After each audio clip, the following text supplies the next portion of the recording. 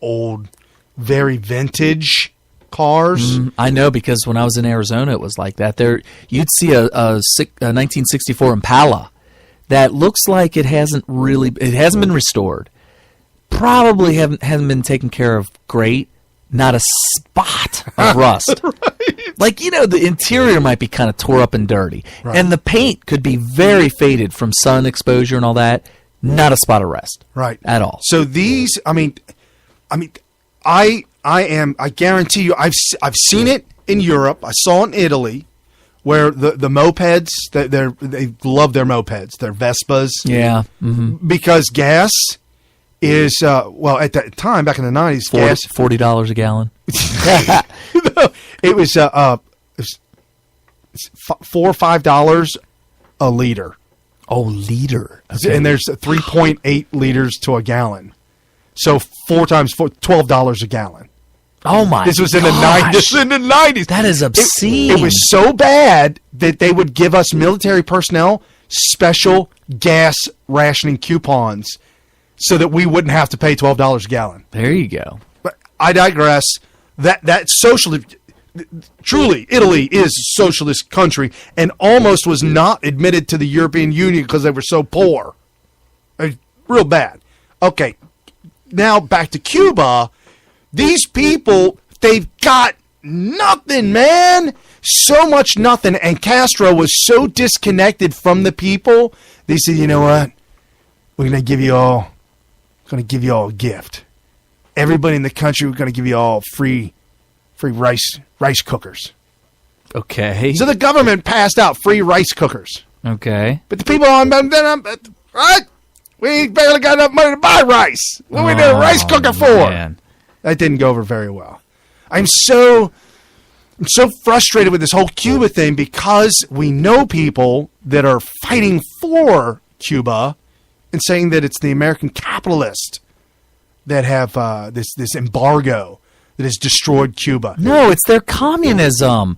It's like that everywhere you find communism. Communism spreads poverty. That's what they do. That's what it will always do. That's what it's always done. The embargo is, just our punishment for them allowing the Soviet Union to put missiles in there. And for those of you who don't know about the Cuban Missile Crisis, it's like having a loaded gun pointed right at your eyeball for 13 days with a guy's finger firmly grasping that trigger. Right. And you're just like, oh, crap. So they had, a lot of people don't realize this, but because you see these movies where the nukes get launched and you have about an hour advance notice to do something about it. Maybe make an attempt to escape or something like that. During the Cuban Missile Crisis, the missiles were close enough to destroy any city in almost all the country outside of, like, Seattle.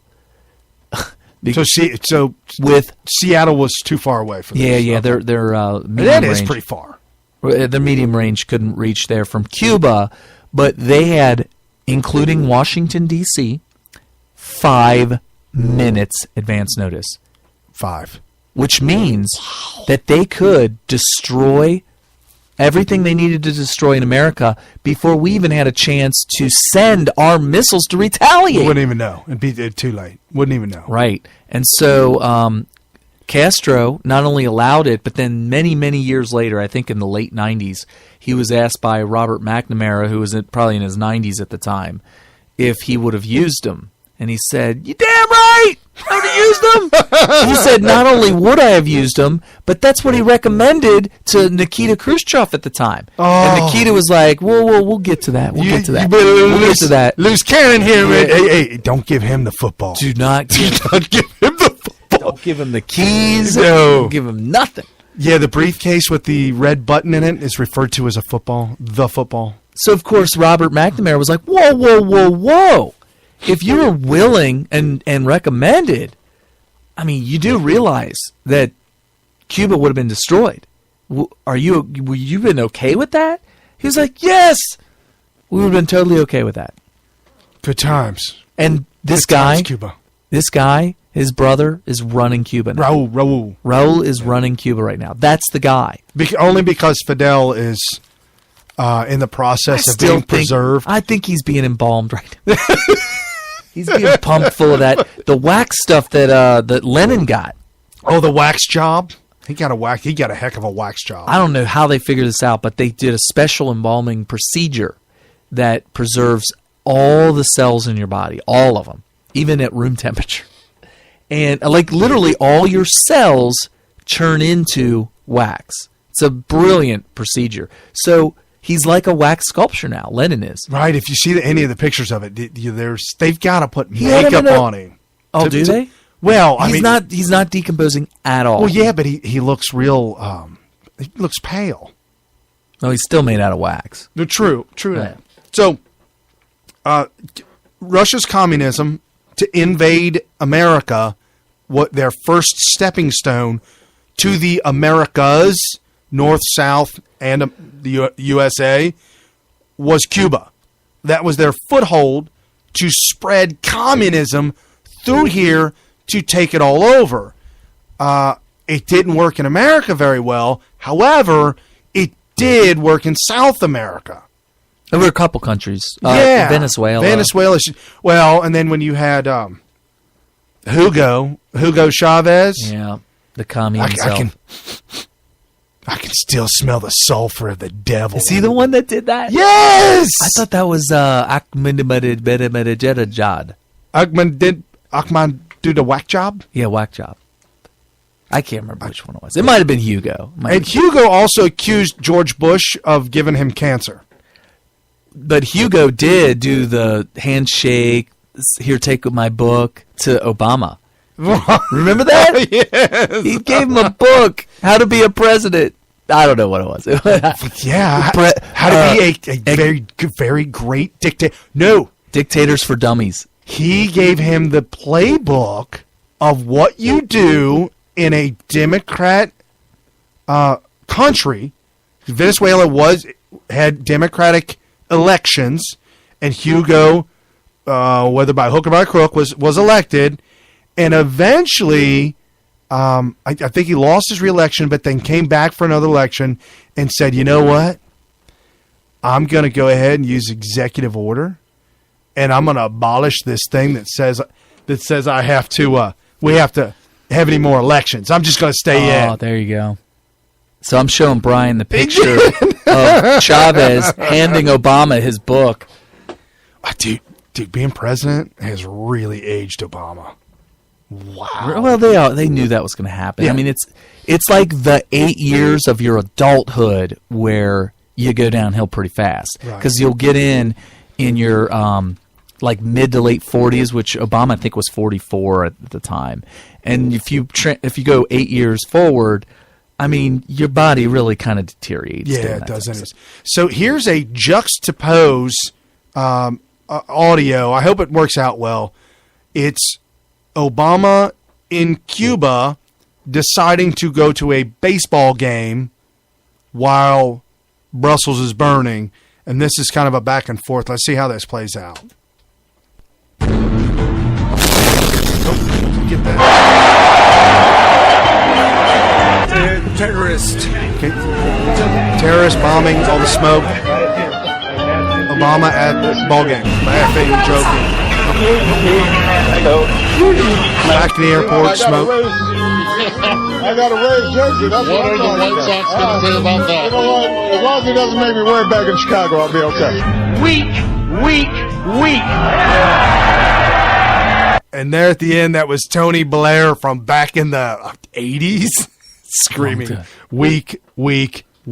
Obama sat down and was with ESPN microphones talking about Brussels, and he said, "There's one thing about terrorists. Terrorists want to do. They want to disrupt your life, and I'm not going to disrupt my life. I'm going to do the wave. Keep it. Yes, I'm going to do the. Here it comes. Here comes the wave. Everybody, get ready. Do the wave. Now, why am I bashing on? If you're an Obama lover and you're getting all mad at me for bashing on Obama for doing this, folks, Americans were murdered in a terrorist attack in an airport in a sovereign nation. I mean, this is one of those unspeakable acts. These are the things that we got to stop from happening. We got to stop these things. So Ted Cruz came out and said something about this. Okay.